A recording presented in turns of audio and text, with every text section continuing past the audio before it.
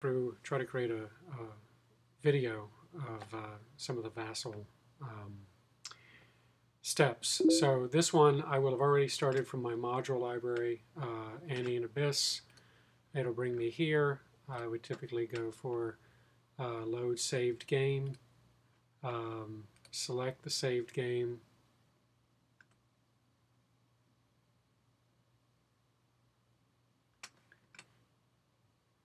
and here I'll just start with the first turn that Greg had done. Hit next. I always use Observer. It's just how I learned, but I don't know that it matters which one you pick. But hit Finish. Vassal will load. These are the cards that are down. We're looking at Cartel and then FARC. And then here you can see it's got a pretty good visual here.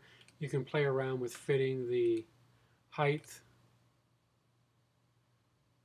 right? Fit visible, or just do other zooms. Can be sluggish in moving around the screen, but works okay. So for this, first thing I'm going to do, since I know there's some log files out there, I'll load the continuation. We'll start with Steve's cartel move. And then that's loaded here. I will start stepping through Steve's comments. And then we get into it. He separates the factions over here in the sequence of play. And this can be tricky sometimes.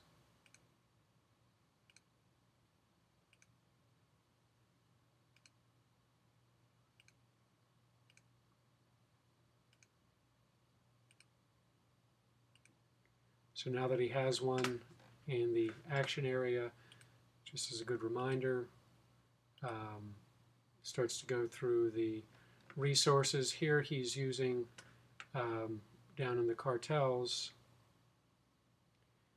the slowness of the scrolling, at least on my machine, is why I sometimes play in the fit to screen mode, which I'll go to here, fit visible. And here you can see that Steve down at the bottom will use the pluses and minuses in his resource area, gorilla area I should say, to change the resources on the tracker. That's just easier because using the mouse you sometimes pick up too many pieces. It's not as clear.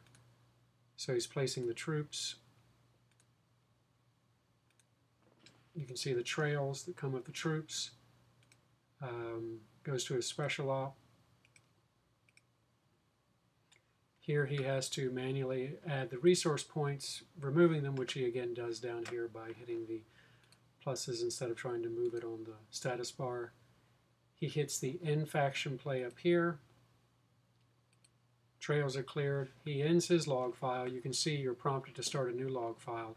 At this point, I would say if I were playing the next move, which would be the FARC, I would say yes.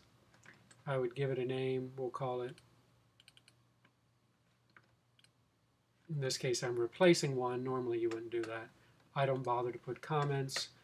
And the first thing I need to do is find the FARC faction ID, which whenever you hover over anything you can see them listed. The easiest way to separate them is double click them. You get a little bit of daylight there, enough to move the FARC out.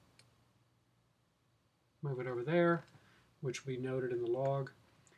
And now I could do a limited op, which means one province. So I'll just simply do a simple rally here.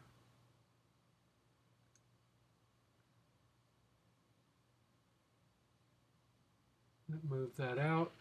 Reduce the number of guerrillas. It does not change the resource, so I'm going to subtract one there. Should have moved me over here. And at that point, I'm going to be done.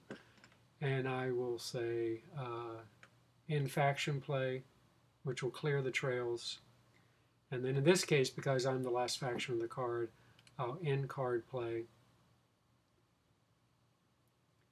And that will move these guys over to the ineligible.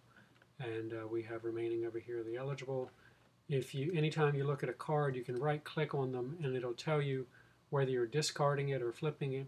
In this case, I could discard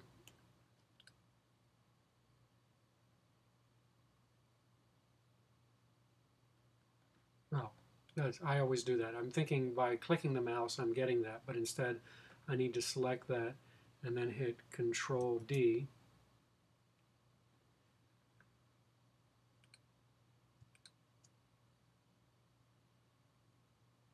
And here I will drag it down here. I'm not sure if you deal a new card, if it...